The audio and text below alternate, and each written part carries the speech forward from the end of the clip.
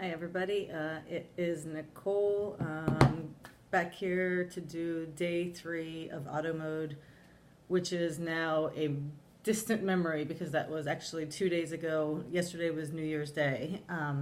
So I think day 3 may have actually been New Year's Eve, the morning of New Year's Eve. So I took notes because it now feels like a year and a half ago. This is what I had. I had an interesting day on day 3 for the most part, what I remember. And mostly because I forgot to go into auto before we headed out to the store, before we headed out to Target. And I used to always crash when I went shopping. I'm not a big shopper, but I can go to Target for an hour, just kind of get lost in looking at things or whatever it is. And so that was kind of the big event for day 3. But okay, so I'll just give you the rundown really quick, and if I read it, excuse me, because as I said, I can't really remember much of it now. Okay, so day 3, I woke up very, very early in the morning at probably like 4:30 or 5 because my husband's alarm was going off and I couldn't figure out how to turn it off. Don't ask me why. So I decided because I was up, why not check out my calibration factor? The only reason I was checking out my calibration factor at that time of the morning is because I have been noticing for the last probably month and a half or 2 months that my calibration factor has been high in the morning, whereas for the longest time I was an even 5.5 in the morning, and I didn't really understand why. So I figured, you know what, let me see what it is at 4:30 in the morning before I actually get up out of bed. And not to my surprise, it was a little bit high. So what I think that is I actually think that that is the either Samoji effect or Dawn effect. And I've only spent about 1 second thinking about this.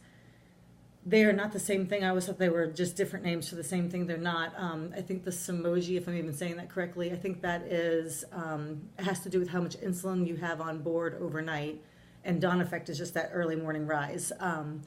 So because I used to have a very even 5.5 in the morning, and I no longer do, and I've also slipped big time in my eating habits, I think what I'm catching early morning is Samoji effect, and I think it's probably because I have more insulin on board because I'm eating late at night. Um, so it's a theory, but anyway, I saw it at 5 o'clock in the morning. I got out of auto at that time, did a small correction, right? Because my blood sugar was actually only probably like a 116 or something, but I could see my calibration factor was at a 6.5. And I've seen that by the time I get up, I'm at a 160, 170, which messes me up for coffee. So I decided to just go ahead and give it a shot. I did a small, very small bolus, maybe a point 4 or something like that. And then went right back into auto mode, went back to sleep, and slept until 10, which is a very new thing for me. But that was great. And when I woke up, I got up at a 120 with a calibration factor of a 5.4. So I thought that was interesting, and 5.4 is stable for me. So that was great. Anyway, I got right out of auto, did my, that's my thing, sorry, rise alert. Got right out of auto, had my 2 boluses for my coffee, but there was only a cup and a half of coffee left in my pot. So I think a couple things kind of lined up that morning. Let's say this was around 10:30 or 11 o'clock. My cousin showed up. She said, let's head out to Target. I had 1.5 cups of coffee, even though I did a bolus for 2 cups. I had actually brought my sugar back down to a good number without that rise before leaving. That's what I did at 5 o'clock in the morning.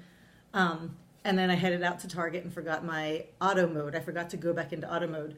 So in Target, I had an awful, awful crash. And and it was a very good reminder because before having the 670, that's what it was like. I mean, I've fallen in Target, fallen into their jewelry section, into their jewelry display or whatever, because my sugar was so low. And that was like not to fall, but it was a regular thing to have real crashes in something like Target or Walmart or, whatever. It's a really good thing I'm not a big shopper, because I would have, it would have been a disaster. But anyway, okay, so I think I probably hit a 40 is my guess, and I started doing black squares. I don't know if anybody else does black squares in their vision with a really severe low, but I was kind of quick to come back. I did all right. I got out and made it back home, went into auto mode, got my blood sugar stable again, went into auto mode, did my exercise. I did see that very predictable dip during exercise followed by the post-exercise climb. So I had one sugar tab during my exercise and then got out of auto about 30 minutes after I was finished so that I could watch that climb. And then I went into celebration mode because it was New Year's Eve. And I started to nibble on chips and crackers for really no good reason. I hate my celebration mode. It's like my vacation mode. They're both really useless and whatever. But anyway, so I did that. And then my sugar was up a little bit by the time I got to my mom's house for New Year's Eve party. And let's say I was about a 185, 190. I do not drink. I really haven't drank in a very, very, very, very, very long time. Like occasionally have a drink or two, but that's about it. And I decided that at my husband's encouragement that I would have a couple drinks this New Year's. I stopped drinking when I had kids. It's just the two just do not go well together. But then it was like, put a nail in the coffin when I developed diabetes. And I read about how hard alcohol can be to control and to monitor with diabetes. Or how vice versa, how hard diabetes can be to control and monitor with alcohol. So I had no problems letting it go. And then New Year's Eve, I had 2 margaritas, which is a ton of sugar and there's liquor. So that was interesting because I had to do the bolus for the margarita mix, but I really have to watch the liquor. I'm never going to do a video about alcohol and diabetes because I don't have any good reason to spend that time thinking about it or, testing it. But I do know that liquor is supposed to push your sugar down, whereas beer can push it. It was something I learned a long time ago. I think 2 beers was something that you would cover, but if you have more than 2 beers, you wouldn't cover it. And liquor, you really had to watch because it can push your sugar down. That stuff might not be good information. But that was what was in my head New Year's Eve. So when I was having those drinks and dancing, because I danced for like 2 or 3 hours with mom, kids, cousin, but no shame, right? That's and husband.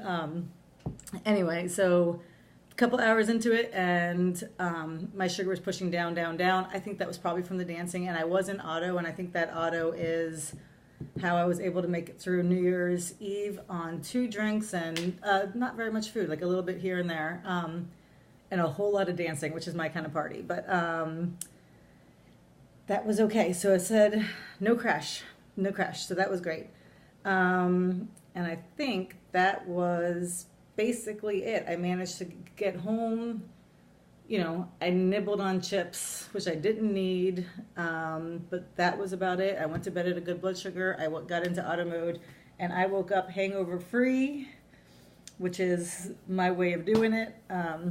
Some suckers in my house didn't manage to pull it off so well, so I just had a good laugh. But that is how I handled day 3. So thanks for watching.